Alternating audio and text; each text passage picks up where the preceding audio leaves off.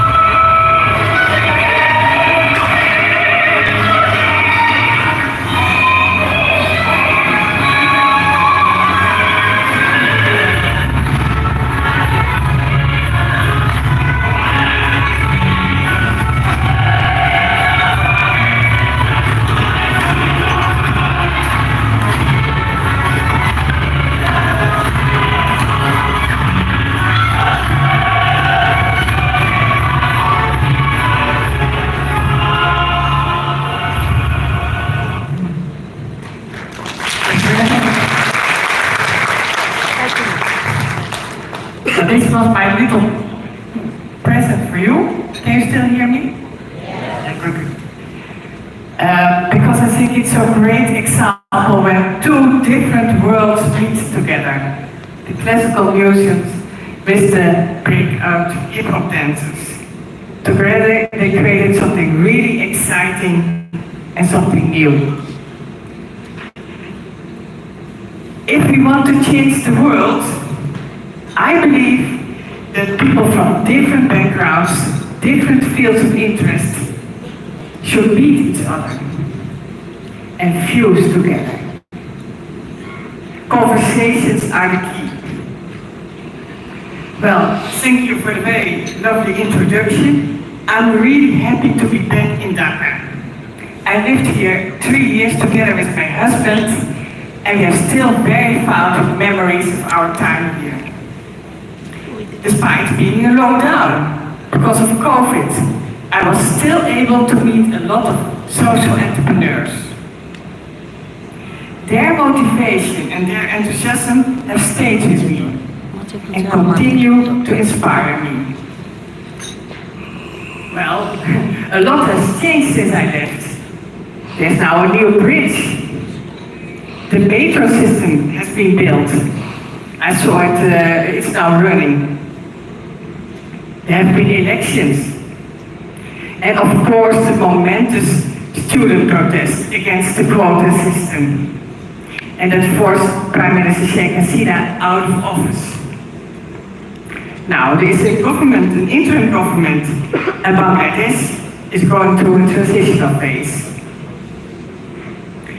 Well, the aim of this summit is to co-create solutions for the critical global challenges. And I have been asked to share my thoughts about this topic. How can we unlock the potential of today's youth? You, Generation Z, you have showed your potential through the uprising last summer. And I think the challenge is to use the decisive energy to bring more positive change to Bangladesh and to the world. Well, the people who know me understand that I believe that the only way forward is to look at the positive.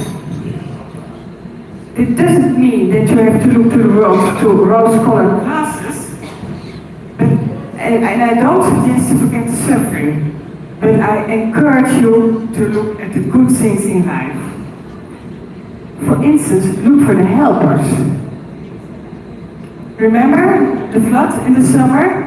There were people helping the people who were suffering from the heavy rainfalls. Or when the police were absent during the uprising, students stepped in to organize the traffic. Helpers bring hope. So if you focus on the positive things, you see easier opportunities and you can create better outcomes. There are more chances to bring change for the better. Well, change your country, change the world. It's a huge topic. And I will discuss it along 3 lines of thoughts. Let me get started with the first one. When I heard the theme of this summit, the first thing that came to my mind was to look for successful stories. I looked for stories in Bangladesh that have been changes have successfully implemented in the country and later in the world. I wanted the best stories out there. And it was easy to find them. And actually, Professor Yunus gave it away yesterday because he mentioned my first favorite story, and that's the story about ORS, the Oral Rehydration Solution. Bangladesh has suffered millions of casualties because of dehydration and diarrhea all over the years. There was a huge cholera outbreak in the 60s of the last century. It were the skilled doctors of Bangladesh who resolved the issue by developing ORS, a simple solution by a pinch of salt, a fist of sugar, and a cup of clean water. This has been called the best medical advance of the 20th It has saved millions of lives all over the world. The development of ORS has put Bangladesh on the map. Well, you all know the second story, and that's the success of microcredit. This concept was developed in Bangladesh. So the story is familiar to you. It starts off, of course, with Professor Yunus, who was wondering why the banks are there not for the poor people. He founded Birmingham Bank, a Bangladeshi bank that is known throughout the world. The success of microcredit, I think, has also been generated by the special support groups around the mostly female borrowers. These support groups within the small communities helped each other when things were tough. Microcredit has had an enormous impact in uplifting people out of poverty. It changed the country and it changed the world. The third example is the recent student uprising. I call it remarkable, because I think it's maybe not appropriate to say it's a success story, because there have been so many innocent people being killed and severely wounded. So I use the word remarkable. You were able to stay connected with each other during the protest, even when the internet was down. And that proves that you have strong bonds and networks. For me, you were determined and brave. In the end, you were successful, and you've shown a phenomenal strength. The world has noticed. World leaders have realized that there is a limit to their power, especially if they abuse it. So, what do I conclude about the strength of Bangladesh if I look into these stories? What stands out for me is that you are knowledgeable, you're social and supportive, you're committed to social justice, and you're brave and driven.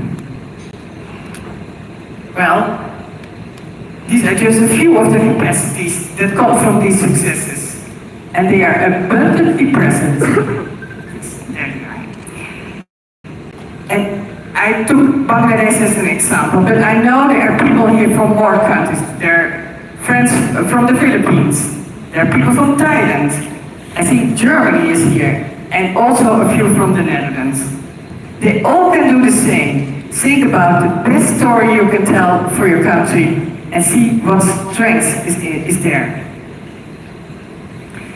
So that gives you one indication, but on top of all those strengths, you have your own individual strengths. So consider your own successes and ask yourself, where do you stand out for? Think about the best stories you can tell about yourself and analyze what makes you excel. Everyone has strengths, and if you're going to use them, change will be easy. So this was my first point, strength. We go now quickly to the second one, and that's imagination. Imagination is one of the unique possibilities we have as human beings. It has a strong future-based element to it. The past is based on memories, the future on imagination. And as we are facing demanding challenges, it's important to see the future at its best. What are we dreaming about? What do we want to accomplish? Consider a point on the horizon that you want to reach. What images come to mind? Albert Einstein said, logic gets you from A to Z, but imagination gets you everywhere. Yesterday I heard a story about a lady who went into the future, the Ava-preneur. Well, that's a great example. I don't know if she's here, but that's a way of looking at the future. For me, if I look at the future, the challenge is on food security.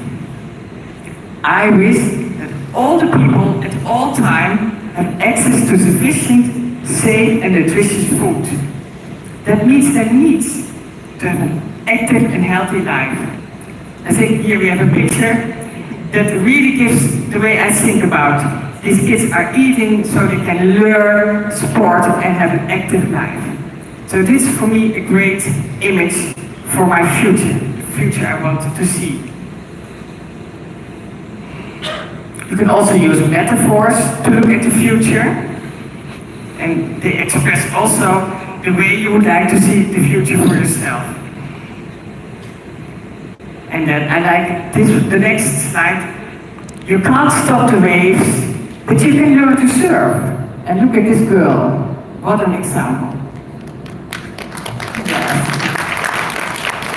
She's so happy. That makes me also so happy. So my question to you is, what do you imagine as an ideal Bangladesh? Or what do you imagine as an ideal for your own country? The concept of the world of 3 zeros is the dream of Professor Yunus. But how do you envision your world?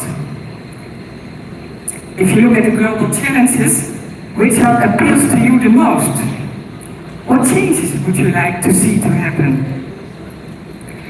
Using your imagination, that will give you focus and it will make change far more easier. So, let's begin with sharing our dreams for the country and the world.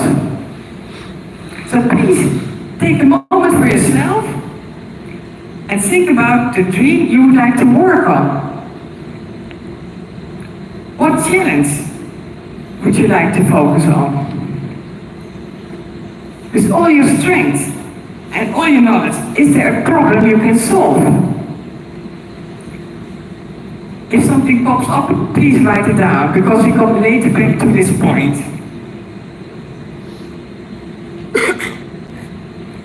I really would like to hear your dream for Bangladesh, or your dream for the country. And I'm sure you also would like to hear the dreams of others. The great thing about sharing your dream is, first of all, you make it more alive for yourself. You can hear what you're saying, is it correct? And secondly, you would be surprised how many people would be inspired by hearing your dream. And if your dream resonates with them, there's a good chance new opportunities will arise. They will give you new ideas, and your own dream will grow as a result. For instance, somebody shares a story with you, and you think, that's interesting, I have to introduce it to my friends. You can say it, you can share it. That's the way we grow all together. Imagination gets you everywhere. That was my second point. Are we still there? Okay. The third subject I would like to talk about is implementation. The importance of implementation cannot be underestimated. You may have many ideas and many great ideas. If you don't take action, they will remain just dreams. I think effective leaders distinguish themselves from others by using their knowledge and the skills to transform their dreams into action. They set their plans into motion. Well, the most successful path to take action is just to simply start. The 1,000 kilometers, it starts with the first step. Professor Yunus mentioned it, and there were more who mentioned it yesterday. You will not change the world all at once. Even with a small step. In your own environment, in your own community, for example. So let me share one other example with you. 10 years ago, I heard a story of a lady who was really, literally at rock bottom. She had fled an abusive marriage and have ended up in a safe house. This was not the life she had dreamed of for herself. But she needed to do something, because she had to eat. She had hardly any possessions and just meager supplies of flour and oil. And yet she managed to make 4 samosas and sold them. And with the little money she made, she was able to buy a few more ingredients. Now she could make 8 samosas and sell them again. And then she made 16, 32. And now she has completed her education and runs a samosa factory with 135 employees. And this is when I met her in person and we talked about her life. This lady was able to improve her helpless situation only by taking action. If she hadn't had the strength and the vision, it wouldn't have ended well for her.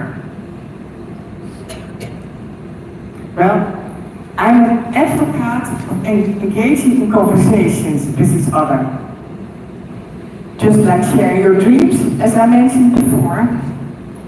By entering into these conversations, you'll gain valuable insights and new information that can definitely benefit you in making a plan. It's nice to get feedback from your friends and your family. They know you well. They know what you're good at. Friends and family will help you to get started, and they will give you tips. On top of that, it's also important that you talk to, for instance, stakeholders. They will tell you if they're going to use your solution. They also will tell you if your solutions are feasible and what improvements are needed, if any.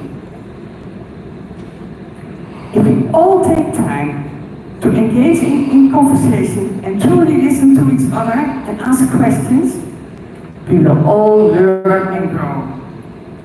Then we really help each other to move forward. And in this process, we get to know new people and we will be exposed to other points of view. These are the keys to success and will make any change possible. Just make sure when you make a plan that you put dates to it. A plan without concrete actions and time limits is not a good plan. It will end up in a pile of lost dreams which we cannot afford in these challenging times right now. We need to act now. Well, I shared with you my thoughts how we can change the country and how we can change the world. They are know your strengths, imagine an ideal future, and start with a realistic plan. And conversations about these topics will create change. I always like to squeeze in Tagore since I've lived here. And I found, of course, a very nice quote that fits here. And it's, don't limit a child to your own learning, because he was born in another time. I'm from the baby boom generation, and you are from the remarkable Generation C. You have demonstrated that you have strong social media skills, and that you are able to establish powerful networks. You are capable of bold things, as can be seen from the impressive contributions all over the world in your fight for social justice. People say that you're also the more playful generation. You do things differently. You're into art, as can be seen from the inspiring murals all over town. I would love to engage with you and learn more about your ideas for the country. So I'm here, come to me, I'm here the whole day, and see me. You have the creative talents and skills to bring about positive change, not only for your country, but for the whole world. And I hope that my contribution and my tips will help you move forward. I think I've talked so long, I want now you to talk. So we are going to do a little exercise right now, and we go back to the dreams. I like that you share the dream you have for your country. So what we're going to do now, and I'm looking for we're going to stand up and find a partner. Wait, I explain first before we do this. And the two of you are going to share the dreams with each other. You have to find somebody you don't know. One is sharing his dream and the other one is listening.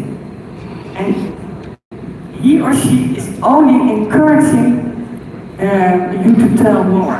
That is, you can ask, tell me more, or why is this dream so important for you?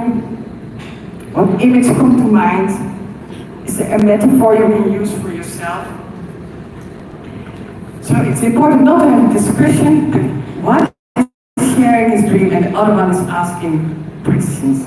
It's a short exercise, because I don't know how much time do we have into? Okay, 5 minutes. We're going to do it in 5 minutes because I have to round it up. So please team up with somebody you don't know. Each of you get a few minutes to talk about your ideal future. Make sure everybody has a teammate. So just to be clear, everyone gets time to share his dream with the teammate, and then we come back after 5 minutes. I give it now to Can you all hear me? Okay, I will repeat all the instructions again, just so you are clear. You'll see sticky notes at each of your tables, and you have pens as well. If you don't and need support, please reach out to the people walking behind you or beside you. So you talk to your partner or neighbor, ideally someone you don't know. So talk to them about the dream of your country. So person one is talking about the dream of their country, and person two will be asking these questions. যে এটা কেন আপনার জন্য important, আর কিছু বলো তোমার dream নিয়ে. So you ask them to maybe describe what their dream is, and then what image comes to their mind when they are dreaming of a country they are talking about, and is there any metaphor that we maybe heard yesterday, the entrepreneur, so that was also a dream. So we will be talking about some stories like that, what comes to their mind, and after that what we will do is we'll stick those notes, those dreams here. So please do that in 3 to 4 minutes, and after that we will be sticking our dream here so that we can all have a look what we dream of when we think about our own country. So if anyone is unclear about the instructions, please reach out to us, any one of us, and we'll be there to help. So please stand out. Yes. আমরা দাঁড়িয়ে আমাদের পাশে একজন মানুষকে খুঁজবো, যাকে আমরা চিনি না, হয়তো বা আগে কথা হয়নি বা কালকে কথা হয়নি। তো তার সাথে আমরা আমাদের দেশের স্বপ্ন নিয়ে কথা বলবো। Thank you.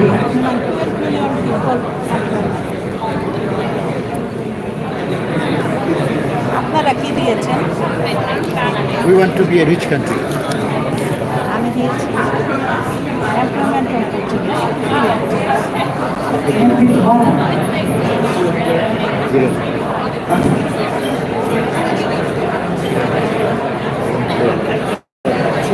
সেটার ভিতরে কলম আছে। সেটার ভিতরে কলম আছে।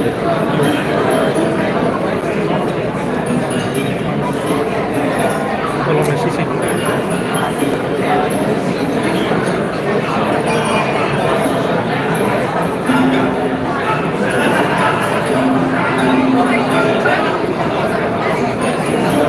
ম্যাম লাইভ কি কেটে দেবো?